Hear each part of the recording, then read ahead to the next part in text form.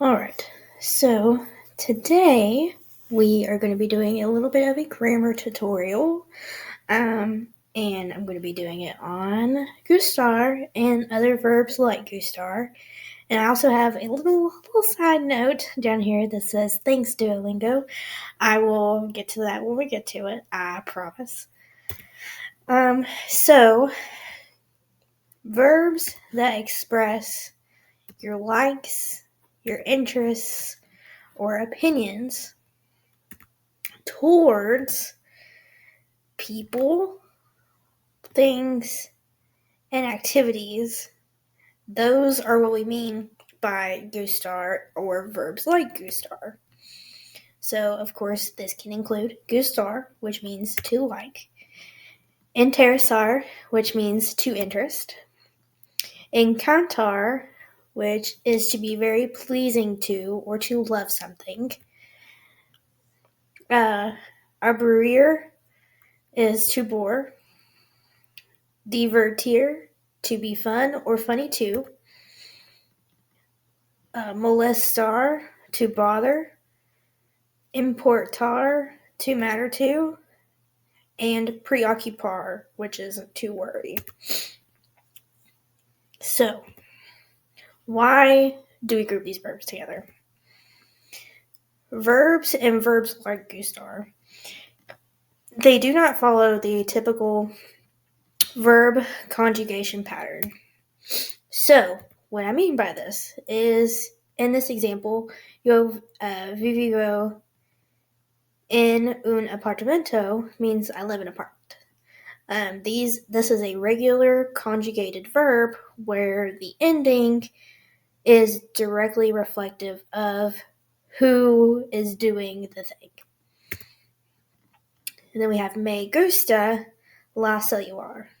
So that means I like your cell phone. Or tu cellular, which means I like your cell phone. So you cannot say yo gusto tu cellular. That makes no sense in Spanish. But we say me gusta. So, with verbs like beber, comer, correr, we combine those with yo, which is I, tu, which is you, ella, usted, which is she, he, you, formal, nosotros, nosotras, we, vosotros, vosotras, like you. I know it says we, but it's like you or you all, kind of like formal, informal for other Spanish-speaking countries.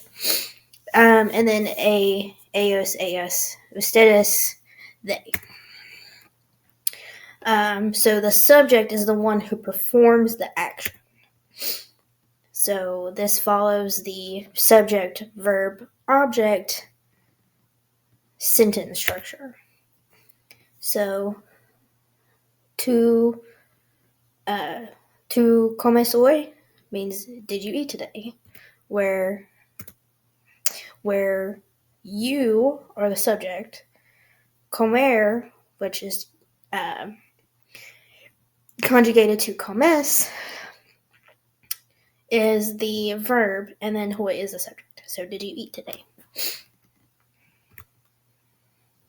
With the verb gustar, the subject is the object or person or activity that you like.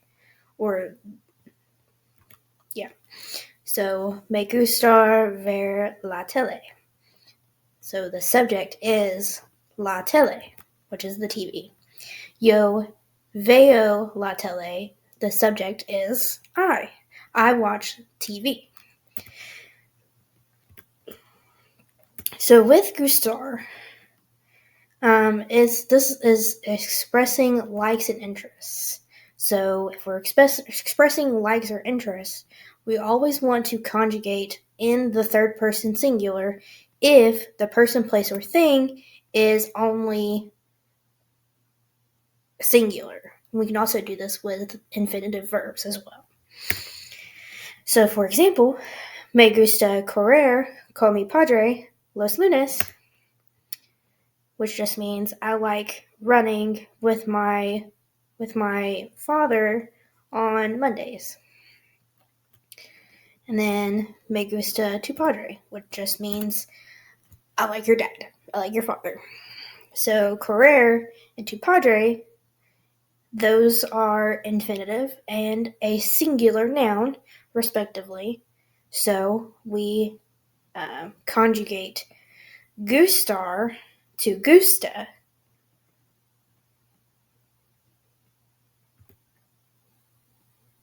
All right.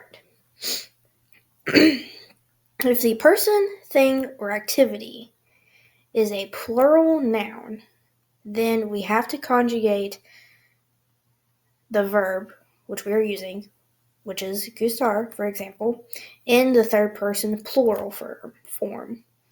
So, a mí me gustan las películas de terror, which just means to me, I like horror movies.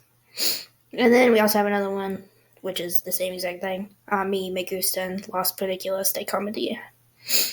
So I like comedy movies. So gustar, interesar, encantar, aburrir, all of those, they have to be not followed up with an indirect object pronoun, but they follow up an indirect object pronoun. So this is going to be the person who is doing this feeling. So what are the indirect object pronouns? So yo is me, tú is te, él, ella, usted is le, nosotros, nosotras, that is nos, vosotros, vosotras is vos, and ellos, ellas, ustedes is les. So these are always, always, always placed before the conjugated verb. I think there's some examples in here. Oh, yes. This is what I mean by thank you, Duolingo. So I actually did not know this little simple fact about these specific verbs until I started using Duolingo more. So I use Duolingo almost every single day. I have a 23-day streak at the time of recording this. Not to brag or anything, but I did not know this simple fact, and because I didn't know this, nor did I pay attention, I got anything that had to do with interests wrong, because I forgot this one simple fact. So this is very important. So if we want to place emphasis on or clarify who is experiencing the feeling, then we use the preposition a with the following things. So if we're talking about me gusta, we can say a mí me gusta. If we're talking about you, we can say a ti te gusta. If we're using él, ella, usted, we can say a él, a ella, a usted, a Hector, a Gabe, a Keith, le gusta. If we are saying we, then we would say a nosotros, a nosotras, nos gusta. If we were using vosotros, we would say a vosotros, vosotras, nos gusta. And then finally, if we was using ellos, ellas, usted, we would say a ellos, a ellas, a ustedes, a niños, a médicos, les gusta. I know I'm missing some tildes and accent marks, but it was not available on slides for some reason. I don't know. But to finish everything up, we want to make sure that we add the article of the subject before the subject. So, for example, te gusta el arte mexicano, me gusta los perros. We don't want to say te gusta arte mexicano because that makes no sense. And we also don't want to say me gustan perros because that also makes no sense. Now, we can say this in English as, oh, I like dogs. But because we have to define what we are liking, we have to say el, la, los, or las before our subject in these sentences. But that is it. So hopefully we all learned a little something. And yeah, thank you so much.